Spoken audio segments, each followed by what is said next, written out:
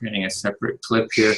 So what I thought we could do is, maybe about half an hour of listening, empathic listening on the on chapter 16, and then we could just open it to freestyle discussion about what's next. So we meet Celia's need for unstructured dialogue. For messing it up. Now, other people who've had that same comment. So there's something to address there. Okay, so we had chapter 16, which is the final chapter in the of the book. Oh, chapter 18, somehow that got wrong. It appears that religions and perhaps even humanity itself will not survive if we stay within tribal consciousness, believing our religion is the only one true religion. And empathic listening is a choice. Okay, so here he says, this was just a quick outline of what I read. He says, empathic listening is a choice. It opens doors. It deepens relationships. It fosters deeper understanding and connection, fosters oneness of humanity, and then he sets that in contrast to judgment, tribalism, and punishment. So this is what we're trying to create, is that empathic listening culture of empathy. And he says it's an empathic way of being, which is, I'm calling it a culture of empathy just to give it a cultural terms. And it rejects the illusion of us versus them, basically saying we're all in it together. And he ends with, basically our survival depends on this empathic understanding. And I am going to just quickly change this while we're here to chapter, because I'll forget otherwise. So it's chapter 16, and there we go. Okay. And so we'll get out of that. And so we can do about half an hour of empathic listening and then open it to sort of wrap up any thoughts about the book. And then the rest of the time will just be open discussion for just what are we going to do next and what's for the next meetings and stuff. So whoever wants to start. Okay, Bob? Tony Scruggs uses the phrase team humanity. And Richard Rohr puts Who are you speaking to? Oh, I'm sorry. Edwin, would you please listen to me? Okay. So Tony Scruggs uses the phrase team humanity. Richard Rohr uses the phrase one true religion. And we need to drop the religious stuff and emphasize the humanity stuff. I am so encouraged. I mean, I'm a big fan of Richard Rohr. He and I have exchanged emails. I've read his books. I give him money every year. So I'm on his team. And Tony is right.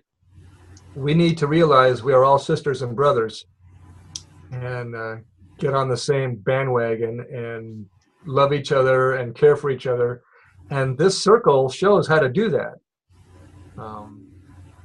So I'm just, let's do this. Mm-hmm. Okay, so you're saying sort of this vision of we're one humanity, kind of getting away from the tribalism, having these different sort of religions, and just and that this approach that we're doing with listening and dialogue and empathy is sort of the path towards that that oneness. Or yes, definitely. And I heard you say, Bill, earlier today about the dualism.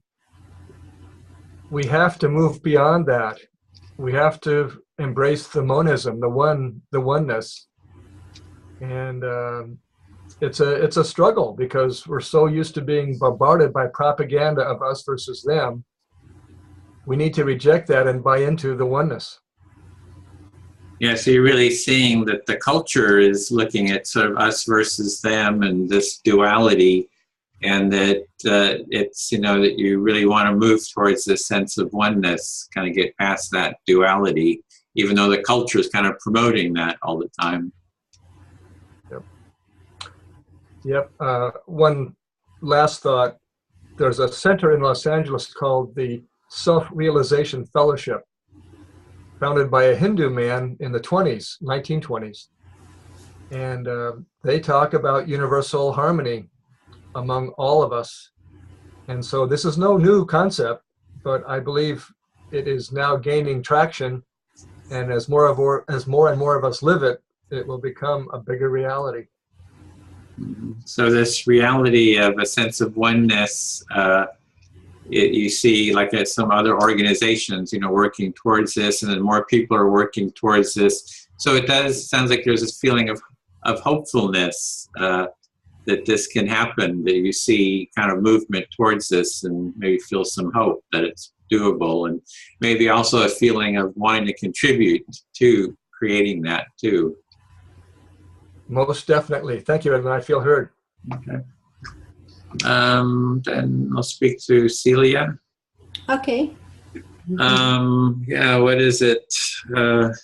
This, I think it was a nice wrap up. It was only 4 minutes to read the chapter.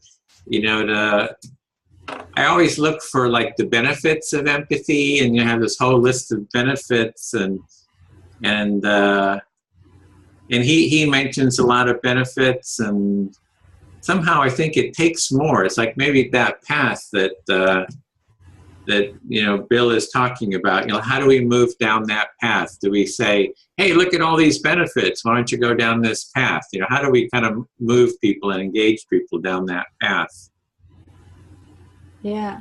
So even though this was a short chapter, it widened up your vision. Oh, wait a minute, there's maybe more to it, and the path is wider than we think.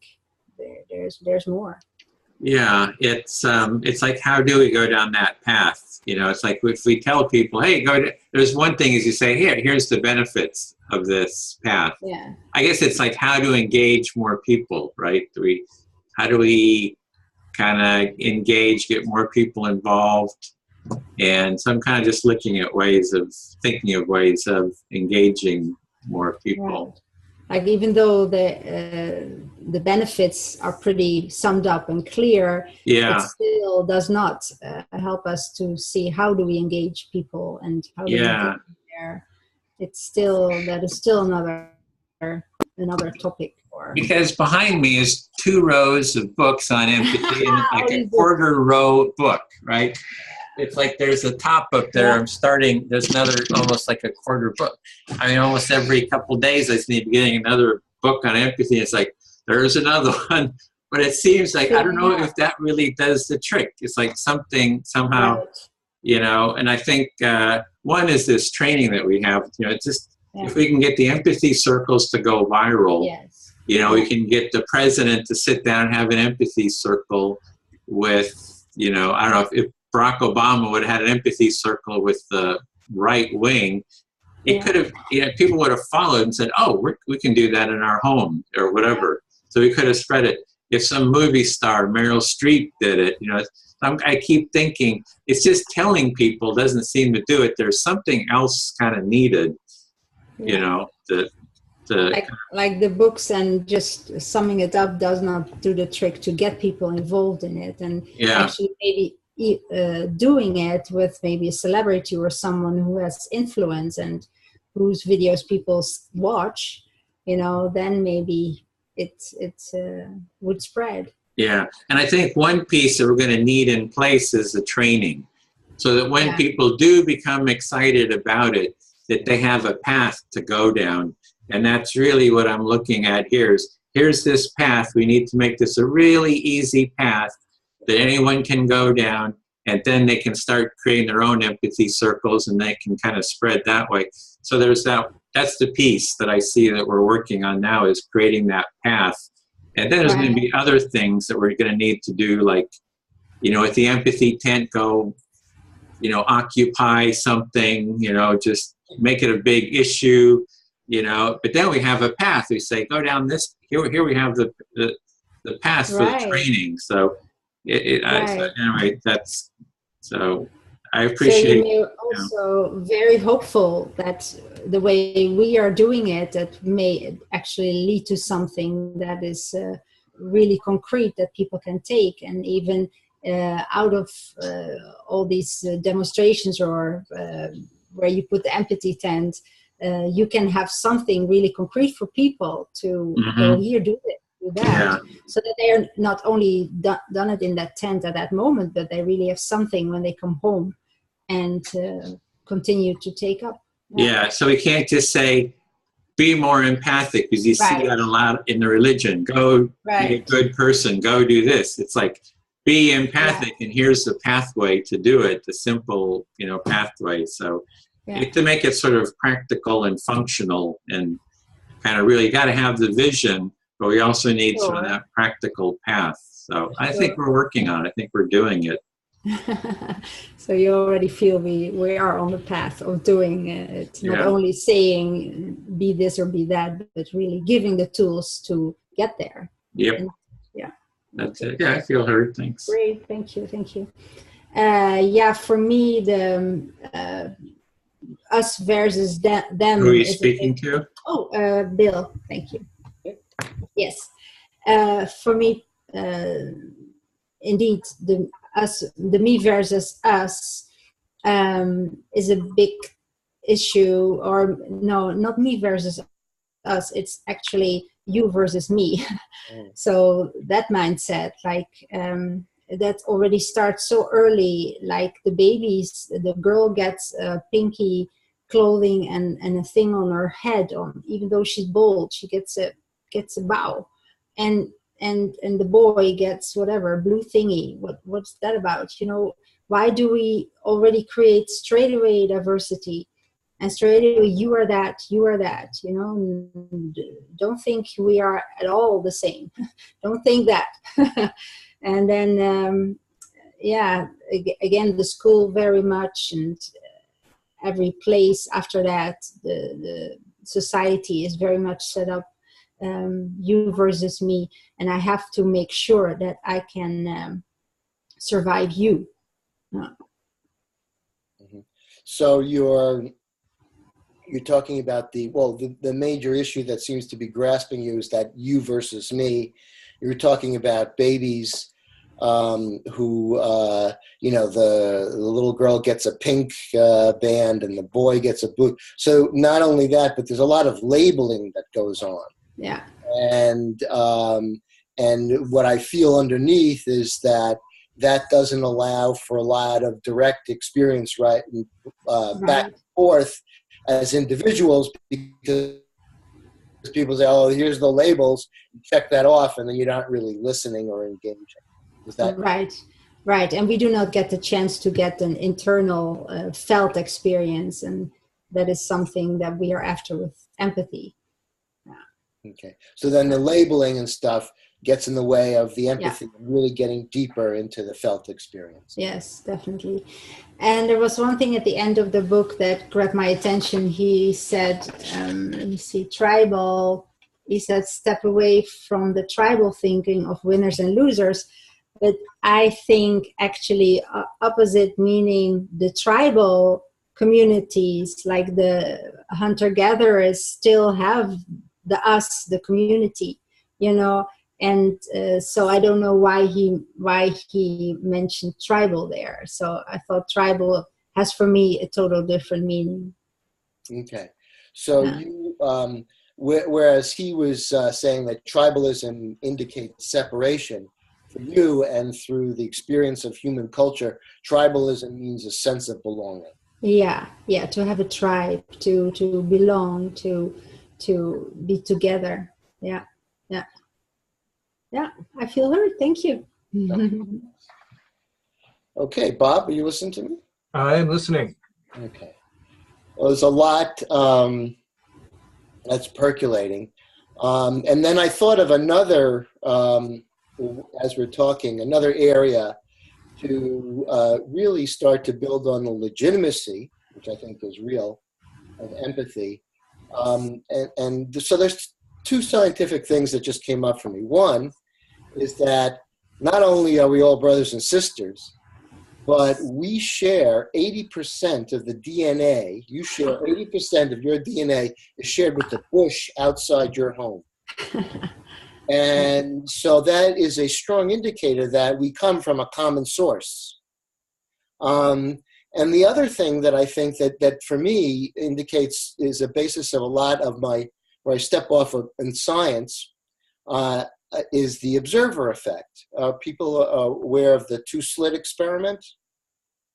Yes, okay. So essentially what it means is that they tried to find out whether light was a wave or a particle, and they found out it was both, but they also found out very shortly here, and giving it short shrift, that how you photographed it and the observer actually changed the result of an experiment. And that talks about our connection with inanimate objects. And so for me, objectivity, scientific objectivity, is not as descriptive, accurately descriptive. Sorry, Bob. I'm no walk in the park. I realize that. But essentially, compassion is more accurate than what science calls objectivity, because empathy and compassion includes our connectivity, whereas objectivity is a reductionist mode that sees us as isolated in, particles. Sorry. No apologies needed. Okay. Empathy has legitimacy. Mm-hmm. And two scientific facts that demonstrate this legitimacy. One, each human being shares 80% of its DNA with the plant outside your house. Mm-hmm. And second, the two-slit particle wave experiment shows that objectivity is less accurate than participatory involvement. The observer affects the experiment, and empathy is triumphant over objectivity. Yes, yeah, a better descriptor. And I'm excited that Edwin is talking about structure, because I'm really excited to go, and I want to sink my teeth into something. And so I'm looking for next steps, and it brings up the empathic listening challenge and other things. So you're looking for structure, and you're excited about the next step of setting up the structure and the process that will further this effort. Mm-hmm. And I have a little bit of creative frustration because I don't quite know what to do. It's one of those things where I don't quite know what to do, but I know that if I'm just patient, then it'll come through. But at this particular point, it's hard to be me here now in a way, because I want what I want when I want it.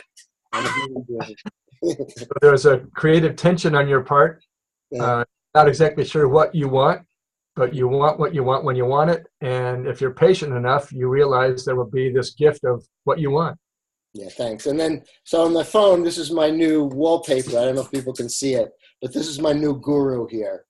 I don't know if you can see his face. It's at the Asian Art Museum. And it's just this guy who's smiling, he has humor, and, and he's calm and he's contained. And that's what I need. Your new wallpaper on your phone is a smiling image, this statue of optimism and hope and joy. Thank you. I feel heard, Bob. Thank you very much. Celia, would you please listen to me? Well, yes, Bob. The whole is greater than the sum of its parts. And Edwin and Celia and Bill and Peter and Barsha and me, it's so gratifying to be part of this and to know that there's more than just the six of us. There's something really magnificent going on, and I look forward to, as Bill says, the next step in the process that particularly makes this come alive amongst the human family. Yeah. So you feel that the six of us is actually greater than the whole, then there's something more coming out of even us coming together, and there is a something bigger than the six of us at work.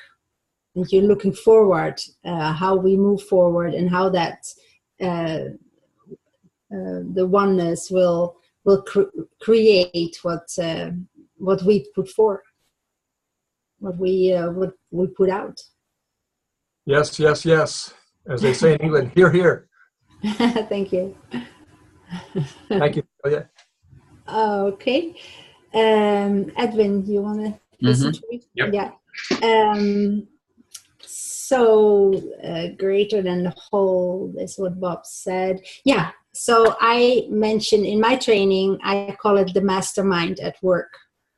So once we are sitting together and we have listened to each other, we have figured out what our needs are, then we start putting our wishes on the table and our ideas. And once that happens, you can feel there is another energy grabbing it and playing with it.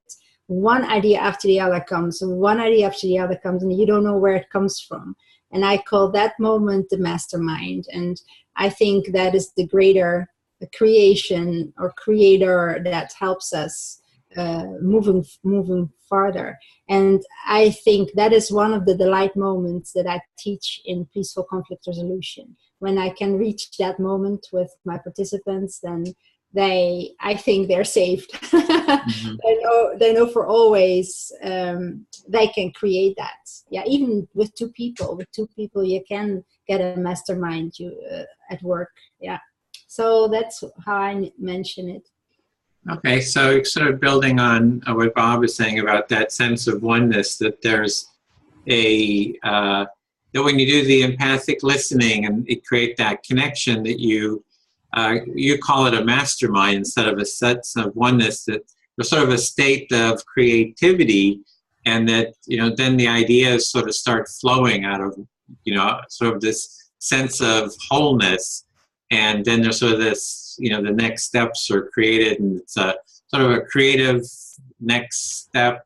And that when you teach people that this is something that you really enjoy teaching people, to come to this state, because once they know that it's possible to achieve this state, that they can always carry that sort of awareness with them. Yeah. And try to create it again. Right.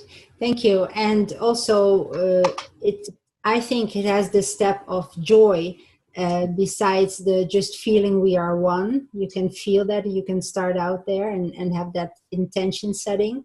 But then the creating part, once the creator starts creating with us, we feel tickled and the joy comes up. And once the joy comes up, the conflict is gone. And that is one of the most beautiful moments, I think. So it sounds like this comes a lot out of conflict, where people are in conflict, and then they start connecting, and then they start creating. It sounds like it's not just them creating, but sort of this mastermind, kind of more than the sum of the parts, starts creating. And then through that creation, there's this quality of joy arises. And that's like sort of a joy from the creativity that is just appears. It appears. Yeah, and I really sometimes thought it is actually, even though we create it with our intention and wanting to come out with a solution that everybody can say yes to, we feel we are helped. So you feel the connection of the oneness. You feel it really. So, yeah. Mm-hmm. Okay. Yes, there's a real quality of a felt experience, that when you have this mastermind, the sense of creativity, the sense of joy, it's actually a real felt, visceral feeling among the group. Yeah. And you're just wanting to emphasize that felt experience, that we actually sense it. We can, yeah. And also it stays longer with you. And once indeed you have tasted it, you will always want to go there. Mm-hmm. So just once you've sort of experienced it in your body, you know it's there. And then even in your life, it's like you have sort of a desire to kind of go back there. And you know that it's a possibility, sort of the possibility of a way of being that you can always go back to or desire to go back to. Mm-hmm. Thank you. I feel fully heard. Okay. Then I'll speak to Bill. Okay, I'm listening. Okay. Yeah, so what is it? It's sort of like the next step. Trying to think of, what the next step is. So what's arising? You're talking about with the scheduling, it's like doing empathy circles. Everybody's ready to do, I think facilitate some empathy circles that, just to be able to facilitate everyone can facilitate on their own. It seems like the scheduling is the hard part. It's like kind of the skill is there. It's all the logistics of people wanting to do it.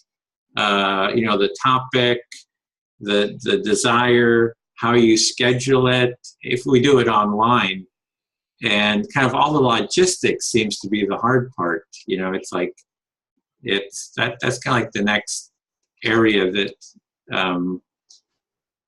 so I'm going to get a reflection on that. Yeah, sure.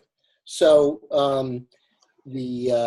so you're feeling that we have competent facilitators that are ready to facilitate. Mm-hmm.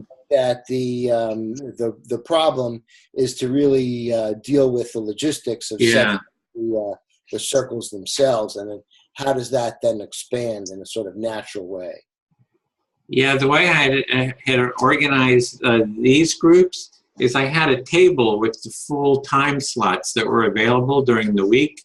And everyone else put in, like, when can you meet, and then you see when a cluster formed, the time formed, and then we just create a meeting there. So something like that where we say, here's this scheduling, a cluster forms when there's, 4, maybe 5 people, and then anyone can just kind of take that circle and lead it, would be one step. They could have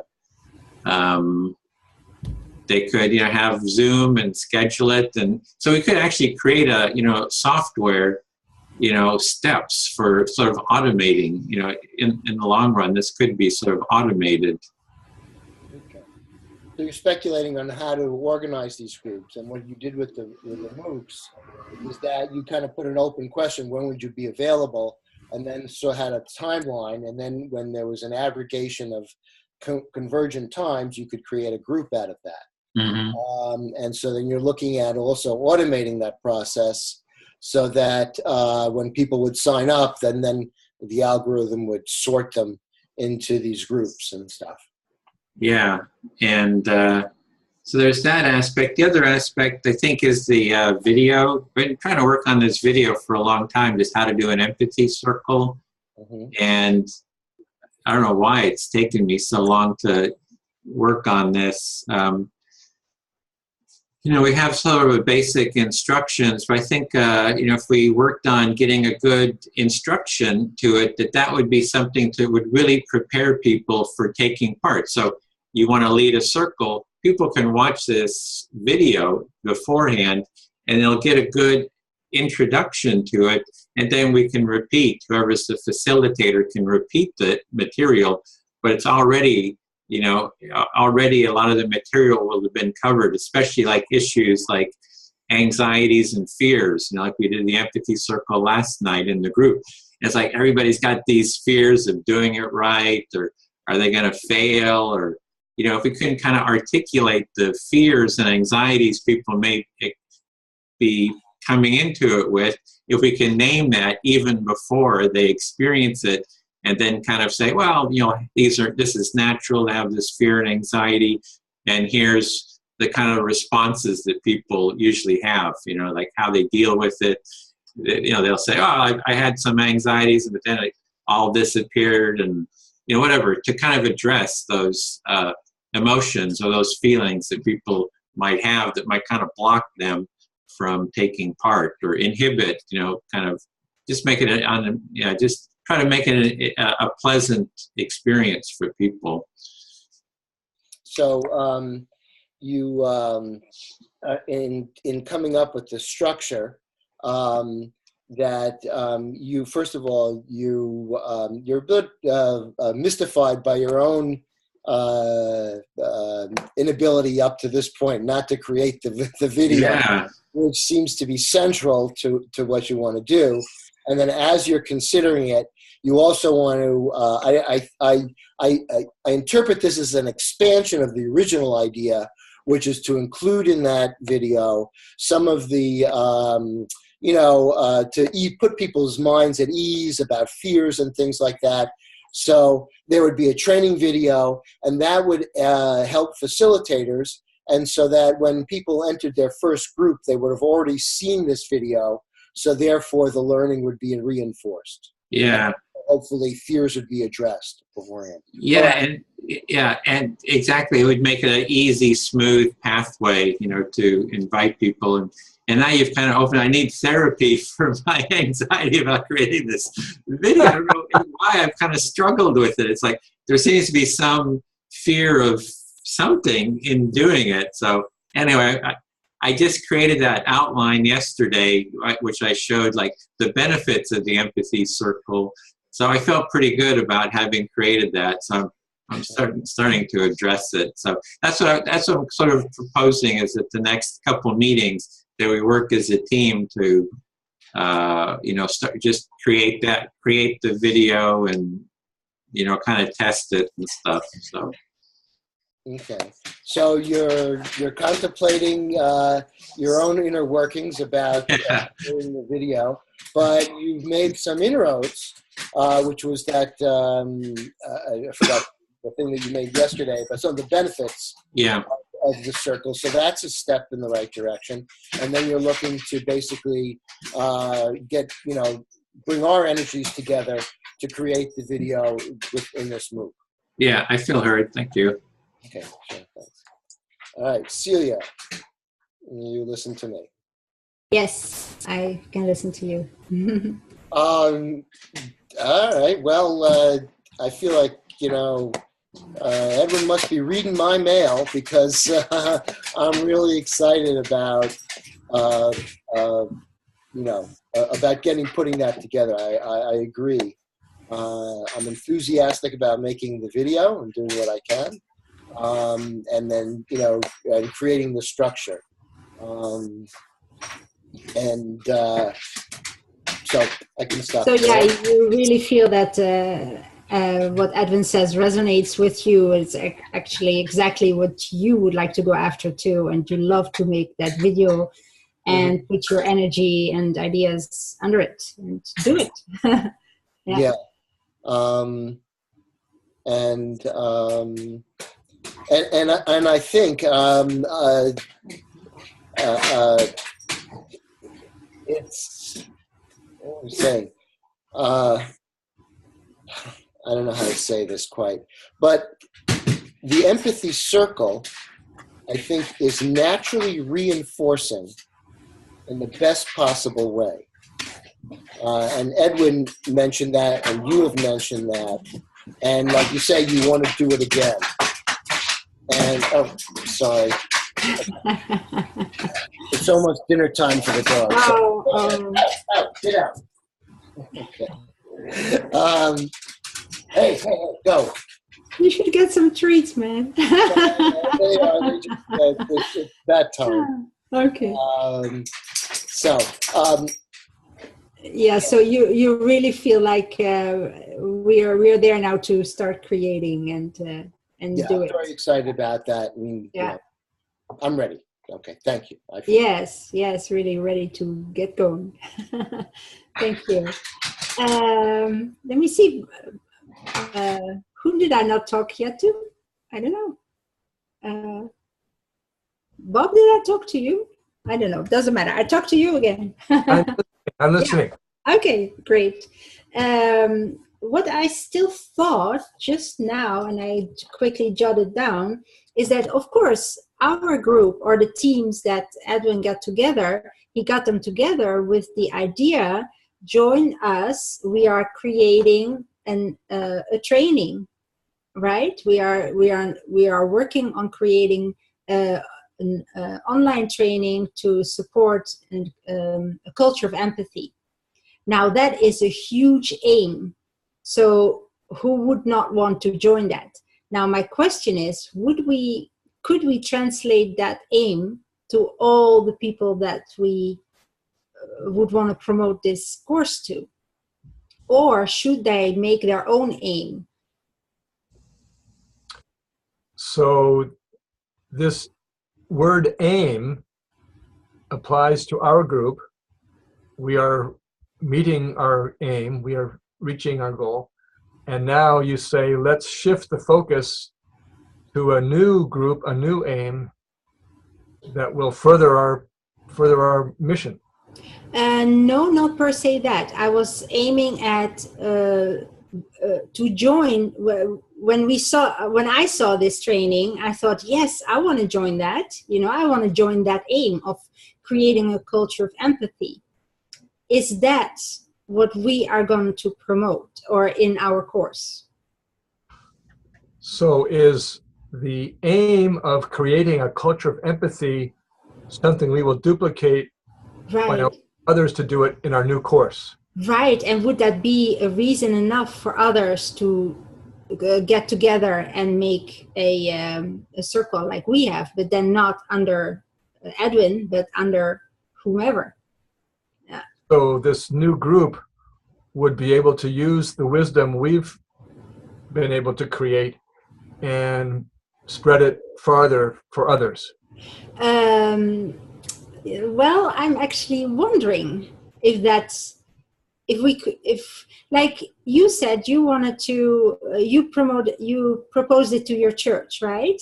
So you had an idea what their aim could be. Why would a group of a church do this? So I thought, okay, do we need to set the aim, or is this just a course to promote a culture of empathy, but you have to make your own goal, your own aim with it, your own outcome? What do you want with it? So will a new group have the same outcome as we've had? Only if their aim is to create a course. So only if their aim is to create a course. Yeah, and if their aim is to communicate better in the church, then that should be the aim. So a new group, which I'm proposing, could have a different aim of just communicating better in the church.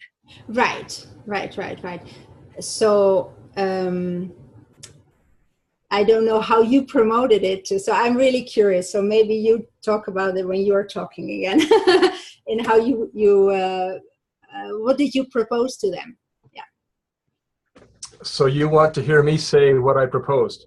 Yes, thank you. I feel heard. Let's see. I've spoken to Edwin. I've spoken to Celia. Bill, would you please listen to me?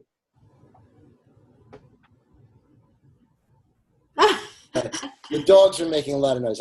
Yes, I'll be happy to listen to you. So. Well, would you like to be excused to feed the dogs and I'll talk to somebody else? No. They're lying down now. They have to learn a little discipline.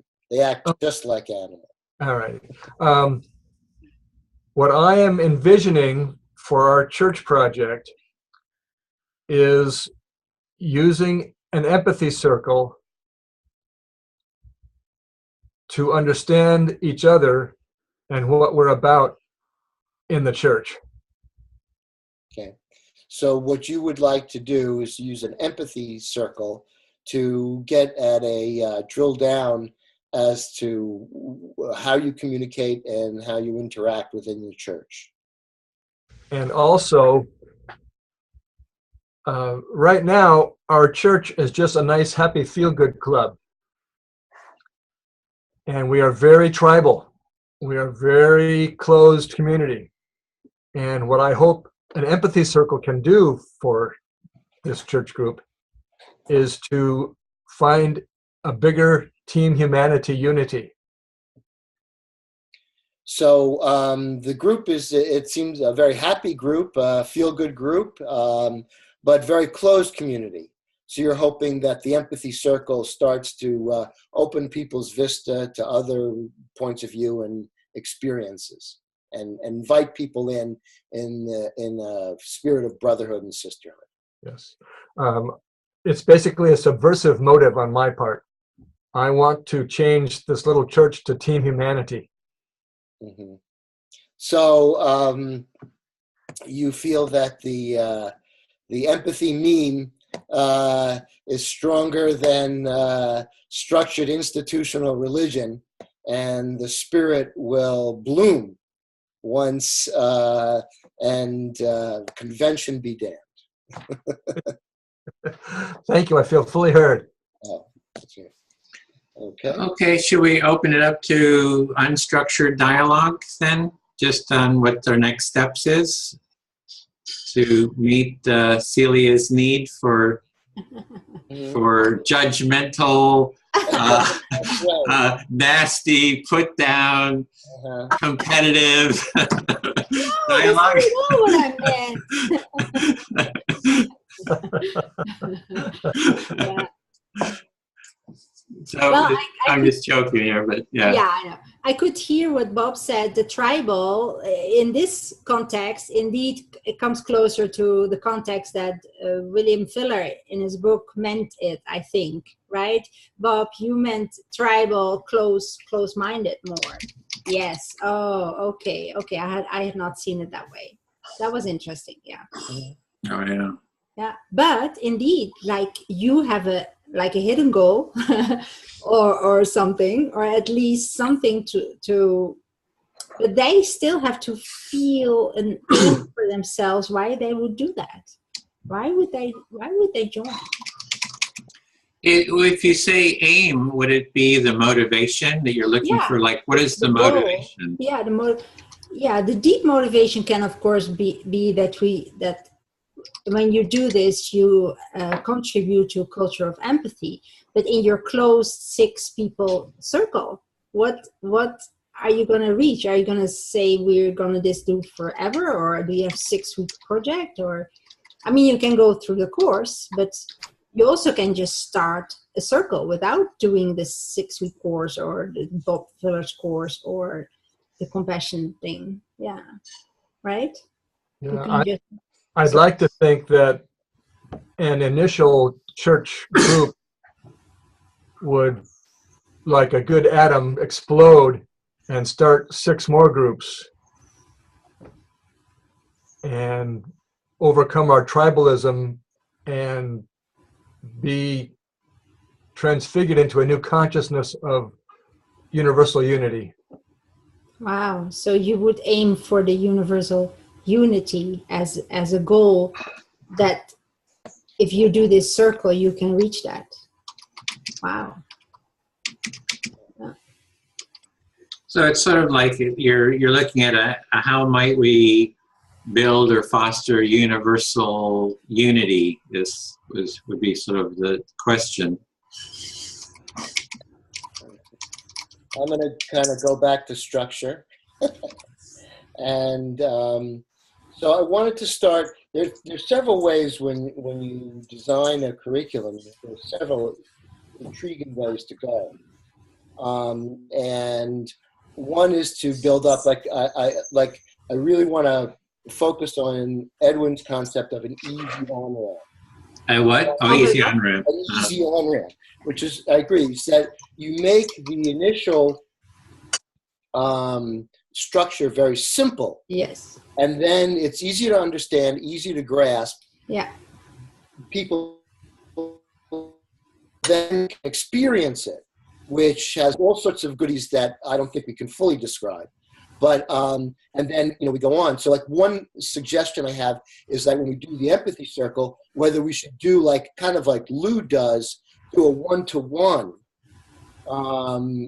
include that. Just do a very simple one-to-one to do that, and then do the circle. In other words, what I think we want to do, maybe that's not the right technique, or say something better, but to really lower the bar to to entree, and then to build it up, from there. When you say start with a one-to-one, do you mean one person listening to another, or as a sort of a sample that you kind of observe and you see how it works by seeing a one-to-one? I think it depends. Like the people, when you're out, you don't necessarily it's usually, in my experience, it's been one-to-one. You can create a circle. So and then I had floated the idea of having a shirt, kind of an empathy, with a designated listener. So if you're a facilitator, the one way you could go out is you could go out with an empathy shirt. I'll listen to you, with a designated listener, and then people could come up to you. You feel open that day, and then you could listen to them one-to-one. And just the fact of people knowing that somebody's willing to listen to them, I think has an effect. So that would be one, example or just way to do that. And so then in the video, do we do a one-to-one, and then we show them how it works in the circle? That's the sort of thing, making it easy, then building it up. I basically said it. Yeah, so I guess it's there's a link here. I'll put it in the chat, and you can't all get to it, but you'll also see it. Actually, maybe I'll just share it real quick here. So on our site, the website is Training Design. You go down to the toolkit exercises, and then we have the empathy circle as one of the exercises, and this is a introduction to all the different empathy circle material, and then here's the beginning of a slide deck, that will kind of so it has basics, the beginnings of a basic outline, and the things that we need to do is have a slideshow of a basic empathy circle. Just kind of give. Well, right now we have the handout, right? That we have the website. There's this website that gives a step-by-step sort of. But then to translate that into this slideshow. And then once we have a good slideshow that kind of makes sense, then we can just narrate it and turn it into a standalone video clip. And then I was even imagining, once we had a super good clip, if we had a good animator, it could even be animated to create some of those animations get huge amount of views. And I've got a page there somewhere for doing animations. So that's what I was kind of thinking was, as a framework kind of structure, we've got the first part, the written material. The next is to create a slide deck and then to test it, with each other. So that's, so it sounded like you had a little different vision of sort of a outline. So one thing we could maybe do is, if people want to create a different slideshow, create a slide deck of how you would like to approach it, and then we could compare them or something like that. So anyway, what I was thinking is, like, the next 2 meetings at least, we would just kind of work on creating, the video. The facilitator's role also, and how to do in circle. And then maybe did you meant to build it up from one-on-one to maybe a circle? I'm not, I'm just like, to me, in order to try to create the structure, what I do is I throw out ideas and, Sure. and the way I create things is that I'll make something quick and sloppy and dirty, and then I got something, and it gives me an orientation. Yeah. And then I go, and then boom, this, and that's just the way I work. So I don't think I have to make a new thing. I think we could work off the question. Just my question is, would it be helpful to show the one-on-one before we go to the circle? In other words, in following what Edwin say about lowering the bar, sure, would that help? If it doesn't help, it doesn't help. No. Yeah, and my idea, one-on-one is sometimes more threatening for people than a group, or than some friends together, or let's do this. And yeah, but I may be wrong. I mean, what if we offer it both, and they could click on either one, on either for one, whether the video is first or next. Yeah, I don't think they're exclusive. I think both things, like when you're out in the empathy tent, then usually you get one person that comes up, sure, unless it's a group of people. So sure. I think that would be helpful, for that. And but really what I'm conceptually trying to get is to make it as easy as possible, and also to reinforce the learning. So the question is, if they saw the one and then the circle, now they've seen the process twice. Research shows that when you go through something 3 times, you're more likely to retain 80%. Do it, yeah. Yeah. So the question is that one helpful in reinforcing it, or is it not? But the idea is to make it simple and very accessible. Well, I just kind of wonder what's a good methodology for doing this.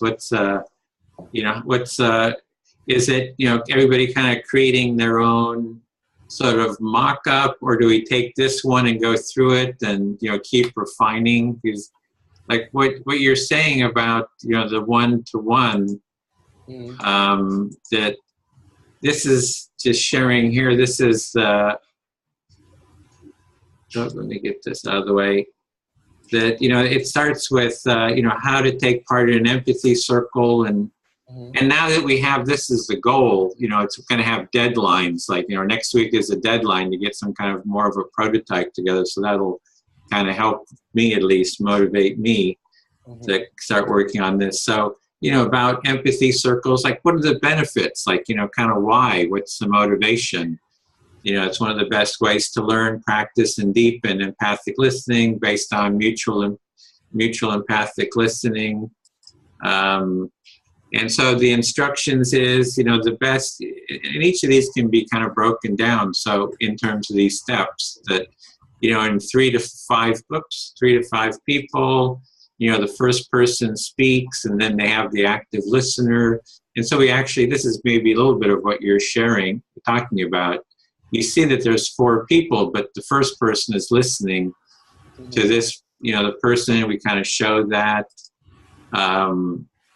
The speaker selects who they will speak to. They speak, the speaker talks and pauses, and then the person reflects back. But this could be an actual model. We can actually give some video clip. We can set this up where we have 4 people like this, and it's live. So you kind of explain it, and then you show it, and how it works. Yeah. How it works. And then the benefits of, this is very sloppy here. This is the quick prototype that you're talking about, just getting something out. Yeah. And it's what are the benefits of 4 people? You have, 2 people it's a lot more engaged, more time for each person to talk. There's variety of perspectives. If you just have 2 people, you get kind of stuck in the similar perspective. You can observe how others are doing it, so you kind of learn by observing how others are doing it. The tips, pause often, and these can all be actual samples, right? So these can be actual examples, demonstrations in a video. And I have all the video equipment, so I can edit this together. Speaker 2 tips, tips for active listener. refrain from that. So it's just, it's kind of like taking this outline, and this, everybody can access this slide deck. Possible concerns: am I doing it right? Feeling anxious? Am I reflecting right? I don't feel fully heard. Like there's kind of the issue, and it's a question of how deeply we go into this, because there's, sometimes you say something and you get the reflection. It's like, oh, okay, that's close enough. It's not exactly, but you just kind of, what do you do about asking questions? Examples of that, like if somebody asks you a question, you just reflect back the question. And give example rounds. So discussion topics, you can set discussion topics, and benefits for the speaker. So I don't know, it's just, those are just sort of a starting point for, and I'm just going to think what's the best way of, kind of creating this. Is it that we just create a prototype, we go through, discuss it, and then kind of iterate again, or so. Yeah, I would be fine with using your template. I think that facilitates things, and working off of that. Also, I think that what we need to do is there's a great writing technique, and this author would go through and he would just cross out every fifth word. When you do that, it reads surprisingly coherently. When you do it, if you just try it, to take any book, and I think that. So I love. I mean, one of the things I love about you, Edward, and the leadership is that you've got this all down. But I think at the same time, it's also daunting for people. So I think we have to then, have that first entry to be kind of really simple, contained, and have that stuff there as they get in there, but not overwhelm them with information at the outset. Yeah. Yeah. Yeah, I agree to that too. I think also the simplicity of this facilitator has a Zoom account, all these just simple things.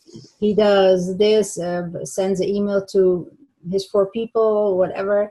They make a date, and he sends them a link. Those kind of things. If you have never used Zoom, you don't know. So people would like to know that. Then you click on the link and you enter. Then what the facilitator opens with maybe the aim what they have, or the culture of empathy, as Edwin did. So we can give that example, like we use a candle or something fun to really make a general feeling for the group's feeling, and then he will start with the facilitators also part of the whole group, so it's not an outsider. So and then that's mostly it. And then indeed what Edwin then says, pause more often, but that comes then later. Yeah. Mm-hmm. Yeah, I think so too. It could be. And then we can always cross out steps that we think, oh, that's unnecessary. Just make it simpler, even more simpler. Yeah. Mm-hmm. What do you think, Bob? Would that be something that, because are you promoting it to work online, or are you going to do it live with the people from the church? Online through Zoom. Online, okay. So what would you need as a facilitator? What would be the steps you need to know? How to connect to Zoom. Right. And short clips of a 4-person group in action. Uh-huh.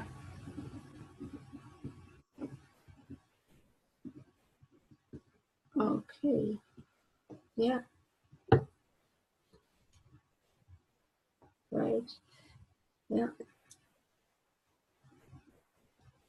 Okay, I write that down. So for like your church group, you're looking at how to use Zoom, just kind of technical information that people would come across, and then like a sample 4-person group that they could observe.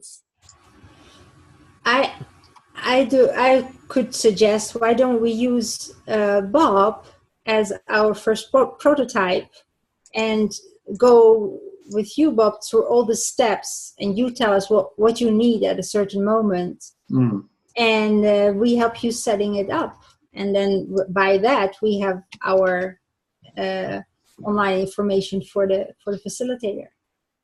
Great. Yeah, good idea. I like it. Yeah.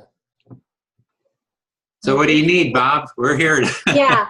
What do you need? And also, what do you have deadlines when you want to do things? Yeah. Well, I need the instructions on how to hook up to Zoom. Right. And I need a 4-person circle in action, watching speaker speak to active listener, and watching 2 silent listeners observing,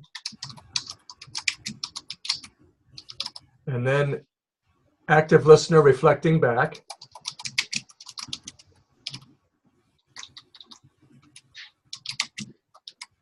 and then second speaker choosing a second listener.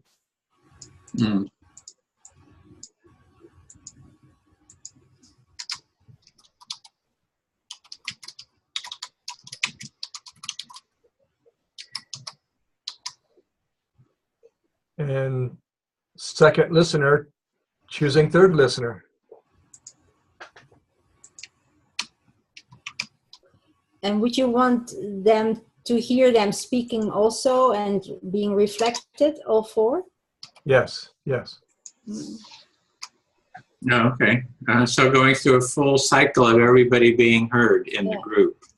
Yeah. Wow.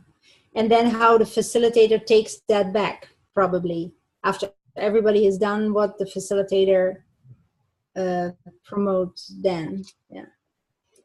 I also have a question, like if I am participant, what happens if I if I want to speak to someone who was chosen already?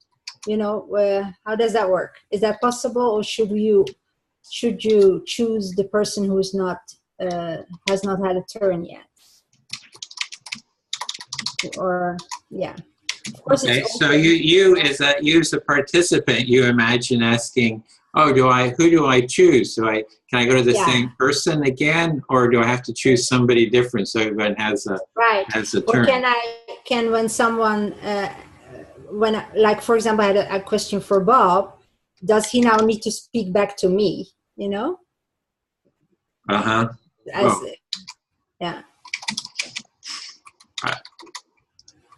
So if you speak to Bob and you ask him a question, he reflects back your question. Does he have to respond to you, or can he speak to someone else and answer the question, or can he ignore the question? Yeah, of course. Yeah. Woo. All right. Or are you writing this down too? Or no, no more. I thought I heard you typing. Yeah, I am typing it. I did the first ones. I'm just not sure I'm catching all of these is the problem. Well, we will do it, and then because this is really good. It's all these little questions that pop up in people's minds, and it is nice for a facilitator to already go through these possibilities. A participant could ask this or could ask that, and these are possible answers or something. Well, let me make a heading: questions that may pop up in people's mind. Okay, and it's like, what happens if wait? Can I speak to the same person twice or something? Or can I speak to the same person twice, or do we have to go around to Have everybody their turn. Yeah. round so that everyone has a turn? So it's been actually, you have the choice. It's been the rule. Sure. You have the choice, but it's nice. It's Right. it's nice. It's, I don't know. It's Well, no. You can just say you have the choice. Dot. It's, you have the choice. Yeah, you have the choice. It's. And then they decide. Mhm. In listening to Lou go over it, I do feel that, it doesn't have to be a hard and fast rule, but I think if we're breaking down tribalism, then we should then value inclusion. So I think that, it's like here we can do that, and we can go off because we trust each other and we feel included. And so a slight digression from the rules is handleable. But I don't know how to say it, but I think the goal should be that at least at that session, everyone gets heard. I think nice. that's the, Yes, I think that is very nice. So yes, Edwin, I think you can add that second part that I said doesn't matter, but it does matter. Yeah, because it is. You are muted. I'm muted. Yeah, so it's your choice, but you better speak to everybody because we want inclusion, or we're going to get in trouble. That's right.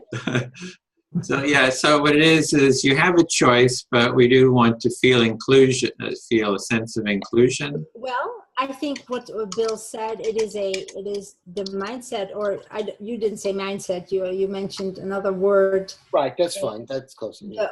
Of this course, or the empathy itself. That we include. You said include, or Right. inclusive. Yeah. I like that very much. Yeah. Would that help, Bob, if you would read that as facilitator, that you possibly have that question?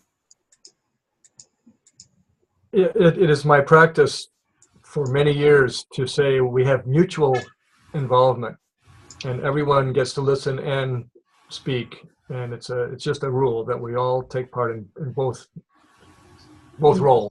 Both roles. Yeah. Alrighty. So how are you? So how do you feel like you are now going to go propose this circle? You have proposed it to sounds like the pastor, and he's going to kind of give the okay, and you're going to need the okay, and then if he doesn't give you okay, you're going to kind of do it anyway, or is that what? Well, if he doesn't give the okay, I won't do it. Okay. But I have started a movement here in my city.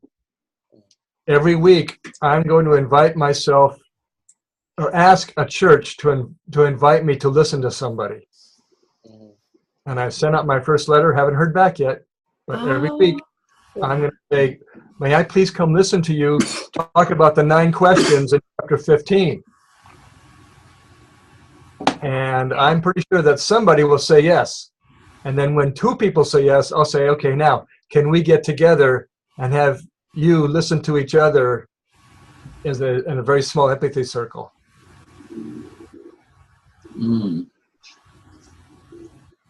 So you're if you're going to ask your pastor if you can hold this empathy circle with members online, and if he gives the go ahead and says, oh sure, go ahead, then you're going to go ahead and hold it. If he says don't do it, then you're just going to offer listening at other churches that talk about these questions from the book. So you got the 9 questions, and then you listen to people, and then if more people get involved, then you'll kind of take it to the next step and create sort of like an empathy circle there.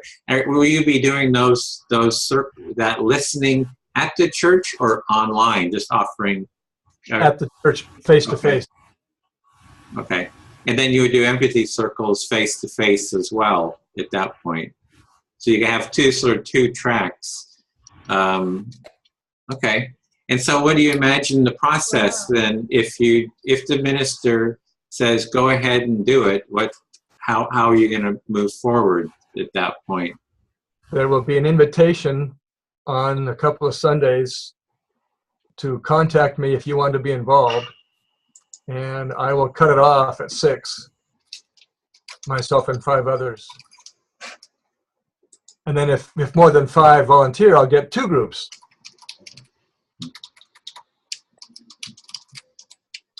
Okay. Do you have your invitation written yet? Like, do you have a... Nope. Okay. What's the gist? Oh, sorry, but what's the gist of the invitation? Who would like to take part in an online group talking about unity? Oh, so you take unity as a goal, as an aim. Yeah. Okay. Wow.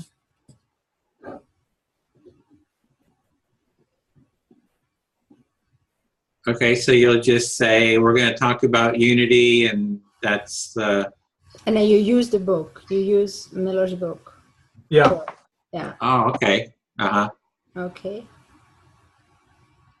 And how will you use the book? You're going to go through all the different chapters, like chapter by chapter, and then...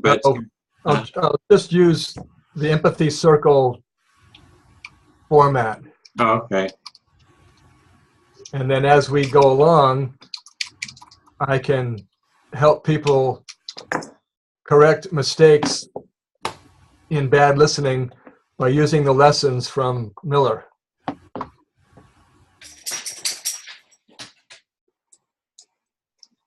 Okay. Wow, it seems like you already thought it through, right? So that's great. Yeah. And then, though, you would like to have some examples for the format. Like in the beginning, you have done a video of how the circle process works. But where would you want another video or something that you say at that point I would need some more to refer to, or just yeah. I hadn't thought of that.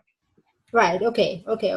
So then only actually in the beginning you could show them on Zoom how the circle process works, and that's it.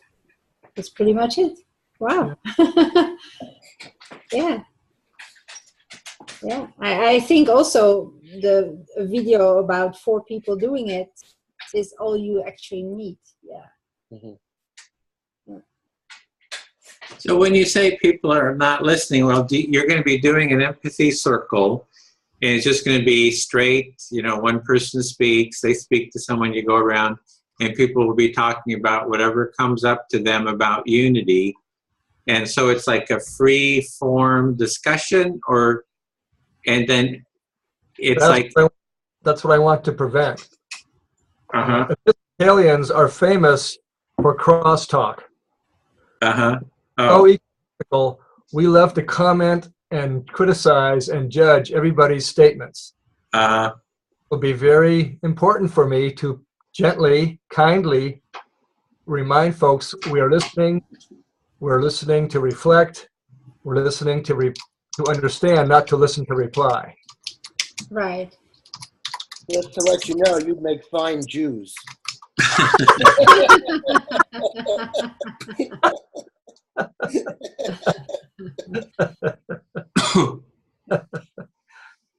So it sounds like this will work in the Jewish community too. We can expand, yeah. So it sounds like you're needing a reminder to stay with the process. It's like you got to stay with the process, and hopefully a good facilitator, which I hope to be, will be able to say those kinds of things kindly, gently, with friendship and compassion and empathy, and just lead us back on the right track. Okay. So what I always do as a teacher, I let them know that I may interrupt, up front. I may at moments remind you, would you agree? So I always want the green light from them that I can be the bossy person to say, ho ho. Yeah.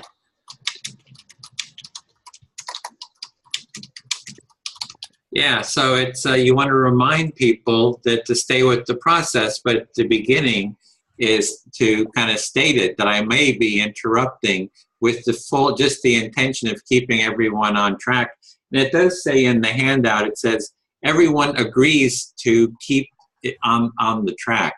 I can't remember the wording of it, but there is something in the handout that says, oh, I have it here. Oh, you have it. There's different versions of it. I don't know if you have the current, but is there a part that says, that's version 2.0 and... Refrain from asking questions, judging. You may ask the speaker to pause, so if you can reflect what you heard. Okay, this is the most current version here. I'm just putting it on the screen. Yeah, I have that one. Okay, so this is 5. Everyone holds the circle process by monitoring and sticking to the steps. Oh, no, I don't have that one. Okay, so that is at the bottom of the circle exercise. It says as an attachment, as a file, so you can always get to the most current version, or that it's 2.0, so I don't know what this one is, but yeah, I probably should put a little number on it. Yeah, we've gone through some different versions, kind of refining. So it's kind of addressing this question, right, that about keeping on track. So anyway, I see that you're kind of coming at the end, so everybody's got probably stuff to do. So next week we'll continue with this discussion, how to create this. And so for Bob, I guess he's our prototype, our profile that we're trying to, a profile user that we're trying to design for. And so that's good to have that. So we makes it real. So we'll continue with that for the next 2 meetings. Is that right? At least 2 meetings. Oh, okay. Got that. And then we'll maybe do another for the Jewish community, of which Bill will design for you. So with that, what's your motion? My hands are fully open now. Oh. Yeah, they were closed, but now they're open. Mine is twinkly. Ooh. Kind of building on yours, the twinkle. Oh! Away! We go there. Yes. And mine is building. Building. Oh, yeah, wow. That feels solid. Okay, well, good. Wait, then we'll see you next week, and I'll see you tomorrow, Celia. Is that right? Okay, good. That's okay. Great. All right, everybody. Thank you. See you next week, you guys.